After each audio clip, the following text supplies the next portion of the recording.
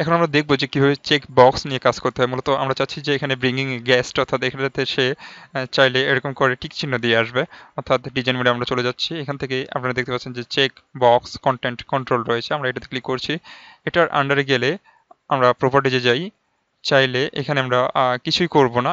অর্থাৎ আপনারা দেখতে পাচ্ছেন যে যদি আমরা এটাতে চেক মার্ক দিই তাহলে যে স্যাম্বলটা হবে চেকড স্যাম্বল, এটা এরকম দেখাচ্ছে। তো আমরা যদি চাই যে এটাকে চেঞ্জ করে দিব, আমরা চেঞ্জও করতে পারি।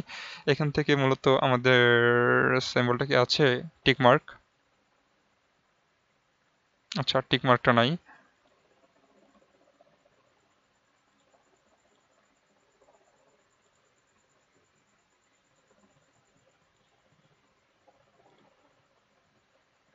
এই যে টিক মার্ক, আমরা এটা দিয়ে ওকে করে দিলাম।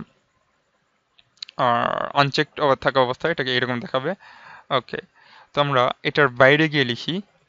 এটা থেকে কয়েকবার আমি বাইরে ক্লিক করছি। এটার বাইরে কার্সরটা গেলে আমি এখানে লিখলাম ইয়েস। ওকে, আমরা ডিজাইন মোড থেকে আবার ব্যাক হচ্ছি। তাহলে আমরা এবার যদি এটাতে যাই টিক মার্ক দেই, ওকে টিক মার্ক হয়ে গেছে, ইয়েস হয়ে গেছে। আর যদি টিক মার্কটা তুলে দিতে চাই তাহলে এই ফাঁকা হয়ে গেছে ইয়েসটা। তো thank you for watching my video.